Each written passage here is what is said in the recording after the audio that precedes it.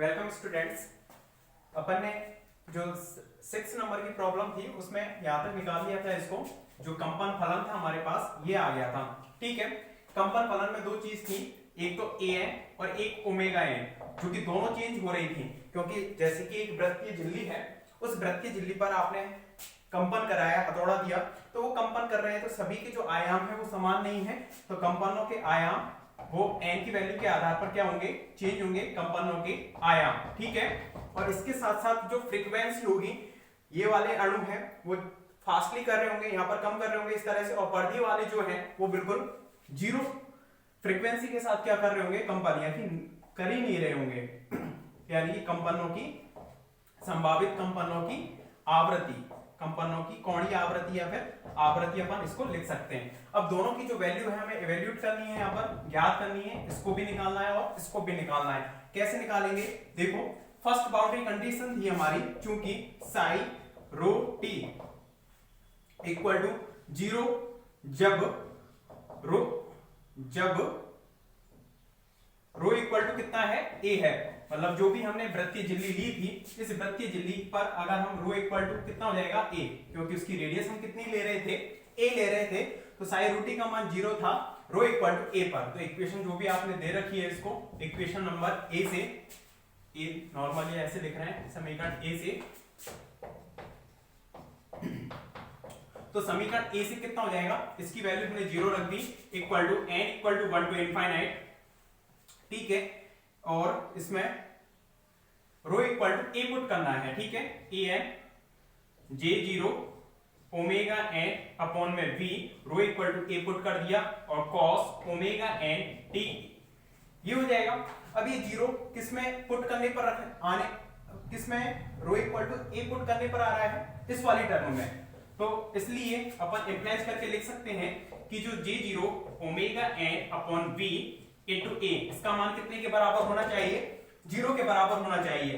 क्योंकि बेसल अवकल समीकरण है, इसका मान 0 के बराबर है। पहले बताया था कि अगर Jnx इक्वल टू 0 है तो x के इनफाइनाइट वैल्यू है वो वहां पर पॉसिबल हो सकती हैं, x की इनफाइनाइट वैल्यू वहां पर पॉसिबल हो सकती हैं। तो यहाँ पर ओमेगा जो बेसल फलन है उसका मान इनफाइनाइट है, मतलब ये 0 के बराबर आ रहा है, तो इसके इनफाइनाइट वैल्यू पॉसिबल है। x की जो संभावित मान हो सकते हैं, जैसे हमने मान लिया कि Jnx फंक्शन है वो इस रूप में है, x -1 x -2 x -3 and so on, इस तरह से है। अगर ये इक्वल टू 0 के बराबर है तो x की संभावित मान कौन कौन से हो सकते हैं, 1 2 3 4 एंड सो ऑन, इस तरह से इनफाइनाइट वैल्यू वहां पर क्या हो सकती हैं, पॉसिबल हो सकती है। तो यहाँ पर भी कुछ ऐसी स्थिति बन रही है, मतलब omega N upon we into a equal to कितनी वैल्यू पॉसिबल हो सकती है इसकी, n value, n equal to कितना भी ले सकते हैं, 1 2 3 एंड सो ऑन, इस तरह से।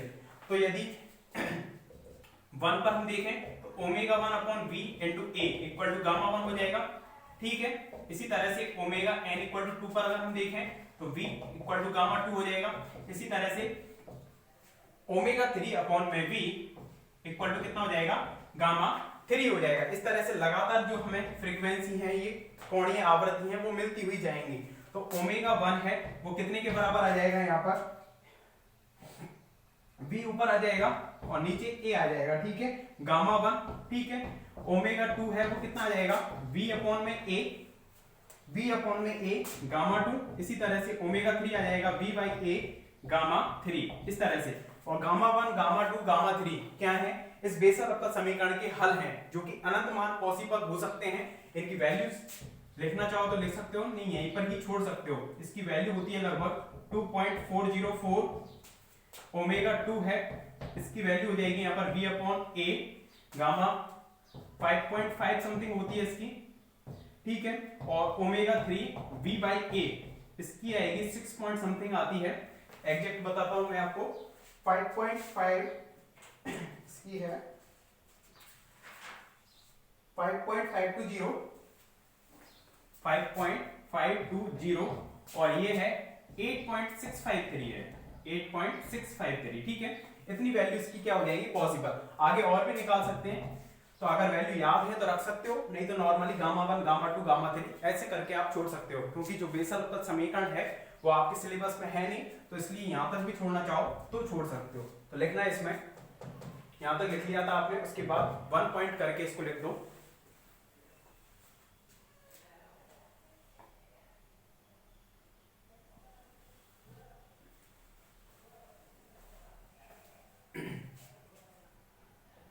यहां तक लिखना पहले पूरा,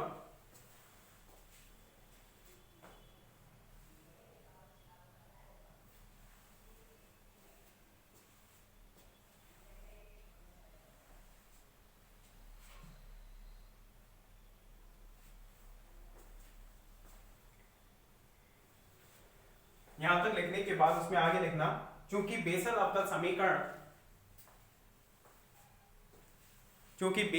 समीकरण शून्य के बराबर है,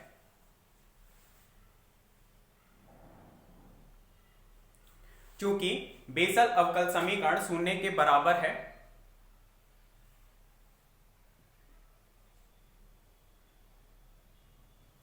इसलिए इसके अनंत मान संभव हो सकते हैं, अर्थात करके पूरा लिख दो। तो वहां पर जो फ्रीक्वेंसी संभव होंगी वो इस तरह से ω1, ω2, ω3, ω4 एंड सो ऑन, काफी वैल्यूज हैं वो पॉसिबल हो सकती हैं। मतलब हर फ्रीक्वेंसी वहां पर हमें देखने को मिलेगी, क्योंकि हर पार्टिकल सेम फ्रीक्वेंसी से मूव नहीं कर रहा होगा, सबकी फ्रीक्वेंसी वहां पर अलग अलग होगी। इसको कंप्लीट कर दो।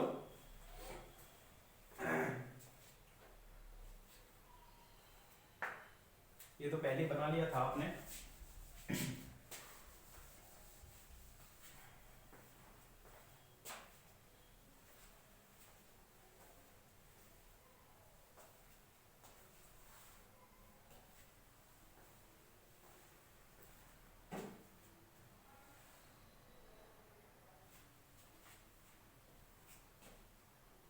इसके बाद लिखना उपरोक्त समीकरण या उपरोक्त पद, इस तरह से लिख देना, उपरोक्त पद वृत्तीय झिल्ली में संभावित कंपन आवृत्तियों को व्यक्त करते हैं। उपरोक्त पद वृत्तीय झिल्ली में संभावित कंपन आवृत्तियों को व्यक्त करते हैं। सेकंड पॉइंट डाल देना इसमें, संभावित कंपन आयाम, संभावित कंपन आयाम, यानी कि an की वैल्यू निकालनी है, संभावित कंपन आयाम, कि वहां पर सभी की जो आयाम है, बीच वाले जो पार्टिकल हैं उनका आयाम ज्यादा होगा, यहाँ पर कम होगा, यहाँ पर बिल्कुल कम होगा, और परिधि पर तो बिल्कुल नेग्लिजिबल होगा, नगण्य होगा। तो वो वैल्यू हमें निकालनी है कि आयाम उसके जो संभावित होंगे वो कौन कौन से होंगे। ठीक है,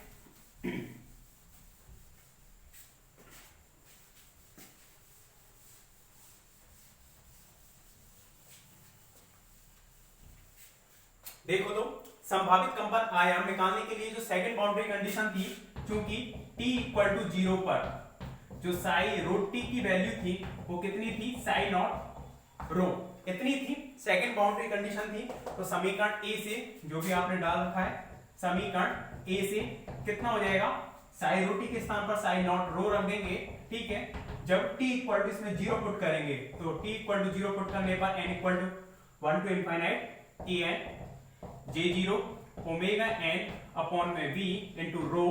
ठीक है, और t इक्वल टू 0 पुट करेंगे तो ये वैल्यू कितनी हो जाएगी, 1 हो जाएगी। ठीक है, cos 0 की वैल्यू 1 हो जाएगी।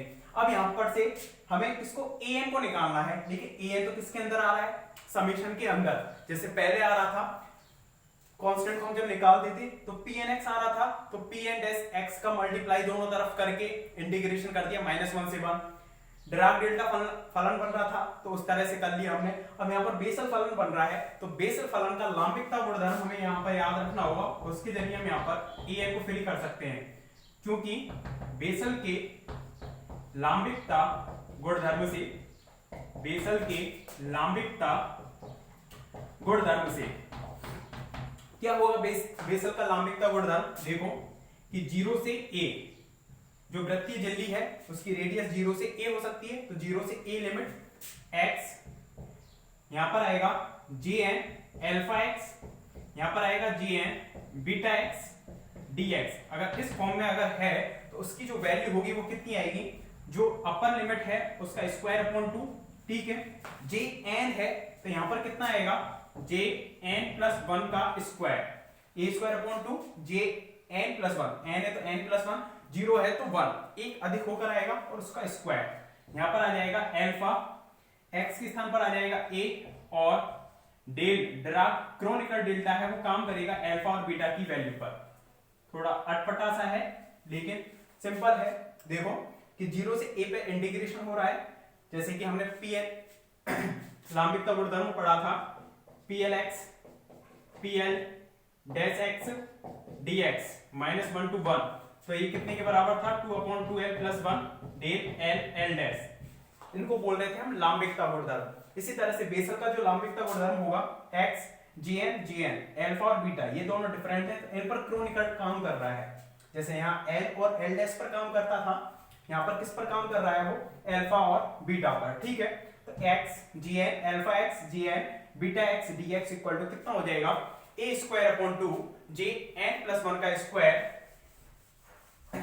जे एन प्लस वन का square alpha A into del alpha beta. तो इसका यूज करते हुए हमें इसको सॉल्व करना है। क्या करें, देखो दोनों तरफ हम करें क्या कि इसमें इधर इस वाली फॉर्म को बनाना है। क्या करें, रो का दोनों तरफ इसको समीकरण डाल देना, कोई भी जो भी आ रही है समीकरण एक में, समीकरण एक में दोनों तरफ rho into J zero omega N dash upon V rho, rho J zero omega N dash, omega N है तो omega N dash upon we into rho का गुणा करके समाकलन करने पर। ठीक है, समाकलन करने पर तो ये कितना हो जाएगा हमारे पास, देखो साइन नॉट रो। ठीक है, इसका मल्टीप्लाई कर रहे हैं तो rho J zero omega N dash rho upon में वी। ठीक है, जीरो से ए इंटीग्रेशन हो जाएगा किसके रेस्पेक्ट में, किसके रेस्पेक्ट में, यहां ये वाली जो क्वांटिटी है वो अल्फा या बीटा का काम कर रही है, और एक्स के स्थान पर कौन काम कर रहा है, रो काम कर रहा है। इससे कंपेयर करना जा रहा है इसको, एन का मान जीरो है, अल्फा के स्थान पर omega N dash upon v है, और एक्स के स्थान पर कौन काम कर रहा है, रो काम कर रहा है। तो इसमें जो इंटीग्रेशन होगा किसके रेस्पेक्ट में होगा, रो के रेस्पेक्ट में होगा। इस वाले में हमने किसका मल्टीप्लाई किया, रो का, J zero omega N dash rho by V का, तो ये हो जाएगा। इधर कितना करना पड़ेगा, n equal to 1 to infinite a n. ठीक है, इस तरह से कर दिया हमने, और इसमें rho J zero omega N dash omega N upon we into rho, और J zero omega N dash V rho, इस तरह से लिख सकते हैं। इसका मल्टीप्लाई किया है और कितना बन जाएगा, डी रो, और जीरो से ए क्या हो जाएगा, इंटीग्रेशन हो जाएगा। ठीक है, अब यहां पर ये सेम चलता रहेगा, यहां पर n equal to 1 to infinite a n, इस तरह से हो जाएगा। अब इसकी वैल्यू कितनी होगी, ये सेम बन गया, x के स्थान पर कितना दिख रहा है, देखो इससे कंपेयर करो इसका, x के स्थान पर रो है, n के स्थान पर जीरो है, अल्फा के स्थान पर ये वाली quantity omega N upon v, x के स्थान पर वही रो है। ठीक है, बीटा के स्थान पर ओमेगा एन डैश, ठीक है n dash upon v, x के स्थान पर वही रो हो गया डी रो। तो कितनी वैल्यू हो जाएगी इसकी, ए स्क्वायर अपॉन में 2, ए स्क्वायर अपॉन में 2, जब n था तो n प्लस वन, जीरो है तो कितना जाएगा j1, एक अधिक होकर आएगा स्क्वायर। ठीक है, अल्फा, अल्फा की वैल्यू कितनी है यहाँ पर, अल्फा कौन काम कर रहा है, ओमेगा n अपॉन में v। ठीक है, इंटू a, ये हो जाएगा क्रोनिकल डेल्टा डेल अल्फा और बीटा, अल्फा और बीटा की वैल्यू कौन कौन सी है, omega n upon v, omega n dash upon में v। ठीक है, इस तरह से अपन इसको लिख सकते हैं। अब इसमें आगे देखना, ये सेम चल रहा है इधर, जीरो से a, जीरो से a rho sine of rho J zero omega N dash rho upon में वी डी रो। ठीक है, इधर हो गया ये। अब उधर से अपन को जब omega n equal to omega N dash है, मतलब ये दोनों क्वांटिटी अगर बराबर हो जाएं, बराबर कब होंगी, जब ओमेगा एन डैश के बराबर है। तो इसमें आगे लिखना है, जब omega n equal to omega N dash है, तब मतलब क्या होगा, n equal to n dash, n equal to n dash है, उस स्थिति में ओमेगा एन है, ओमेगा एन डैश के बराबर होगा, तो उस स्थिति कितनी हो जाएगी, पूरे को ब्रैकेट में बंद कर देंगे। तो जब n इक्वल टू हम 1 रख रहे हैं, 2 रख रहे हैं, 3 रख रहे हैं, इस तरह से एक वैल्यू आएगी जब n इक्वल टू कितना आएगा, n डैश, कितना आएगा, n डैश। पहले भी कर रहे थे ऐसे ही कि n इक्वल टू 1 2 3 एंड बीच में कोई वैल्यू आएगी n equal to n dash.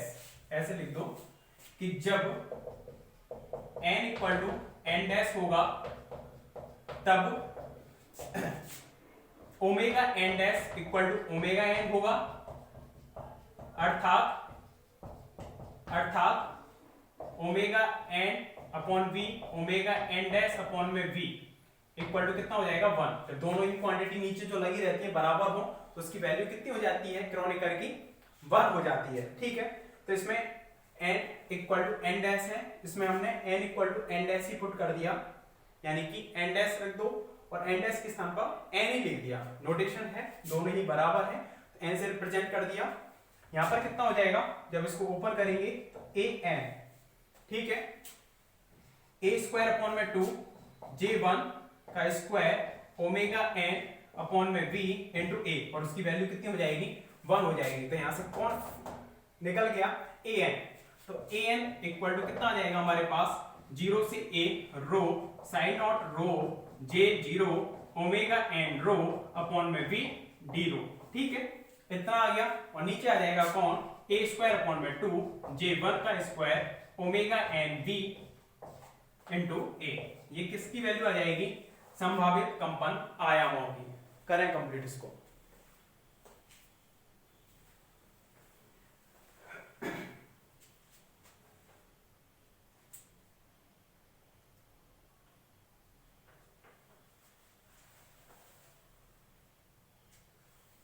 और इसी के साथ आपकी मैथमेटिकल फिजिक्स है वो कंप्लीट हो गई है।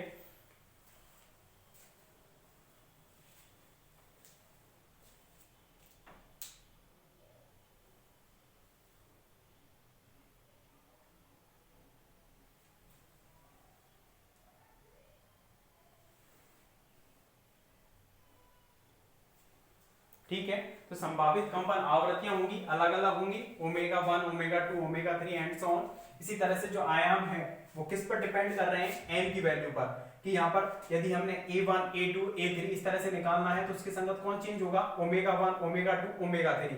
उन सभी की वैल्यू हमें पहले निकाल चुके हैं, उनको रखते हुए जाएंगे तो उसके संगत आयाम भी क्या आएंगे, हमें अलग अलग प्राप्त होंगे। तो इसको लिखने के बाद आगे एक लाइन लिखना। अब आपके पास पॉज का ऑप्शन है, आराम से पॉज करके लिखो, मैं आपके हाथों में हूं, है ना। तो लिखें इसमें आगे, उपरोक्त समीकरण वृत्तीय झिल्ली में संभावित कंपन आयामों को व्यक्त करती है। अब जब चाहे रोक सकते हो आप, क्लास में तो नहीं रुकता था आपसे, है ना। संभावित कंपन आयामों को व्यक्त करती है। ठीक है, इसके बाद थर्मोडायनेमिक्स का जो थर्ड वाली जो यूनिट है, जो कि स्टैटिस्टिकल फिजिक्स है, स्टैटिस्टिकल फिजिक्स, उसका अपन स्टार्टिंग करेंगे नेक्स्ट लेक्चर से। Okay, thank you.